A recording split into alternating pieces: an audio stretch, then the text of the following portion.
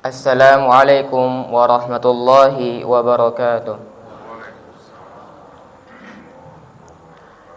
Alhamdulillahi rabbil alamin, wassalatu wassalamu ala ashrafil anbiya'i wal mursalin wa ala alihi wa ashabihi ajma'in.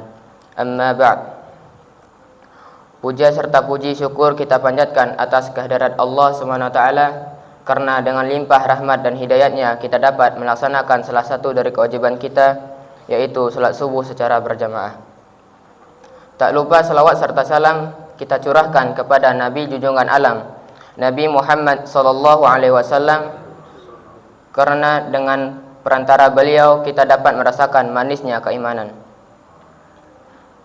Jemaah salat subuh Masjid Zaratul Abrar yang dirahmati oleh Allah Subhanahu wa taala, berkenanlah kami untuk menyampaikan suatu hadis dari Rasulullah SAW yang berjudul indahnya menjenguk orang sakit.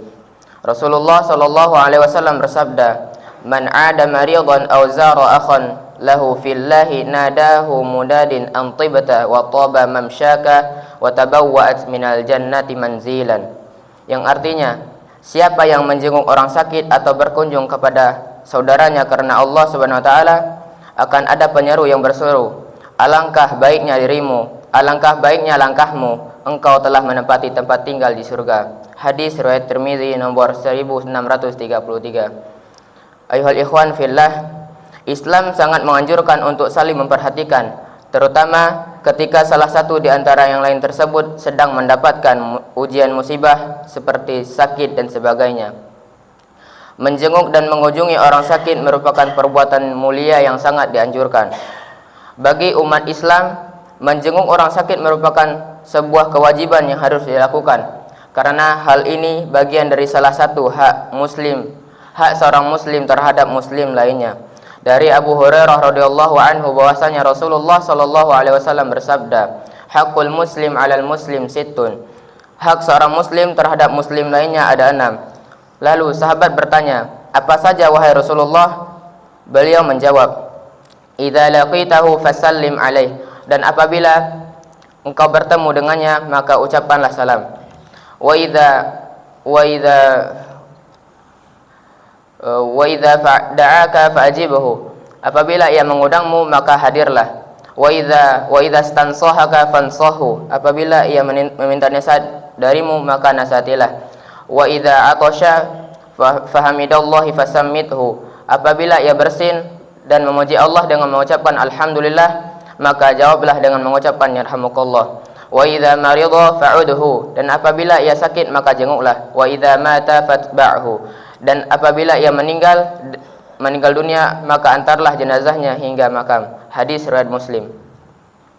Menjenguk orang sakit banyak keutamaan dan mendatangkan pahala yang besar, karena hal ini termasuk amal yang bernilai ibadah. Diibaratkan bahwa seakan kita berada di taman surga. Rasulullah SAW bersabda, "Siapa saja yang menjenguk orang sakit akan terasa senantiasa berada di kebun surga sampai ia kembali." Hadis riwayat Muslim.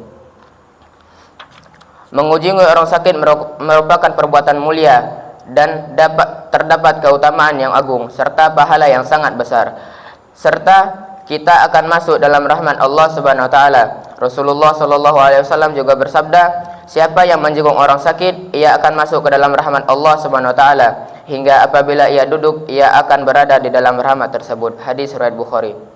Diriwayatkan bahwasanya Anas bin Malik radhiyallahu anhu mendoakan sahabat Sabit radhiyallahu anhu dengan doa dari Rasulullah sallallahu alaihi wasallam yang berbunyi, "Allahumma rabban nasi muzhibal ba'si, ishfi anta syafi la syafiya illa ant, syifaan la yughadiru saqama." Ya Allah, wahai Tuhan segala manusia, hilangkanlah penyakitnya, sembuhkanlah ia, hanya Engkaulah yang dapat menyembuhkannya, tidak ada kesembuhan melainkan kesembuhan darimu, kesembuhan yang tidak kambuh lagi. Hadis riwayat Bukhari nomor 5742 dan Muslim nomor 2191. Disebutkan bahwa Ibnu Abbas radhiyallahu anhu pernah mendengar Rasulullah Muhammad sallallahu alaihi wasallam bersabda bahwasanya siapa yang mengunjungi orang sakit, bacalah doa ini sebanyak 7 kali agar Allah Subhanahu wa taala memberikan kesembuhan dari yang ia derita. Doa tersebut sebagai berikut: As'alullahal azim rabbal arsyil azim an yashfiyak. Aku memohon kepada Allah yang Maha Agung agar menyembuhkan penyakitmu. Hadis riwayat Abu Dawud dan At-Tirmizi. Allah Subhanahu wa taala juga berfirman dalam surat Quran surah Asy-Syu'ara surat ke-26 ayat ke-80 yang berbunyi, "Wa idza maridtu fahuwa yashfin." Dan apabila aku sakit, dialah yang menyembuhkanku. Mungkin inilah yang dapat kami sampaikan. Sebelum kita tutup pembacaan hadis pada pagi hari ini, sebaiknya kita bermunajat kepada Allah Subhanahu wa taala. Ala hadhihi niyyah wa likulli niyatin al-Fatihah.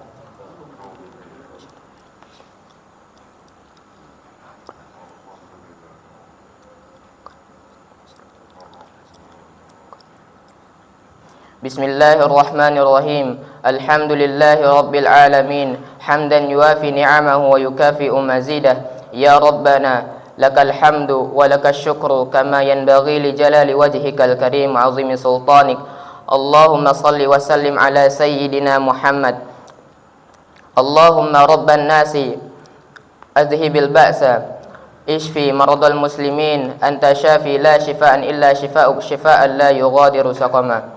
Ya Allah yang maha besar dan maha kuasa, kami mohon kepada Engkau ya Allah untuk para musyrif, pemberi wakaf, orang tua asuh, donatur, pembina dan pengurus yayasan, pengurus ponpes, bapak, ibu jamaah salat subuh Masjid Dzaratul Abror dan umat muslimin dan muslimat, agar diampuni dosa-dosanya, dosa besar, dosa kecil, disengaja ataupun tidak disengaja, diberi hidayat agar dapat melaksanakan semua perintah-Mu dan meninggalkan semua larangan-Mu, diberi kesehatan agar bisa istiqomah dalam melaksanakan ibadah baik yang wajib maupun yang sunnah, diberi rezeki yang luas dan berkah agar mau berbagi kepada anak yatim dan duafa dan perjuangan Islam, diberi kemampuan bisa bersabar jika menerima musibah dan pandai mensyukuri kenikmatan, diberi keturunan yang qurrata a'yun, keturunan yang soleh dan solihah.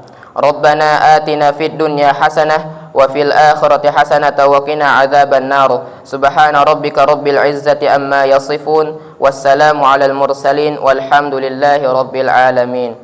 Wassalamu alaikum warahmatullahi wabarakatuh.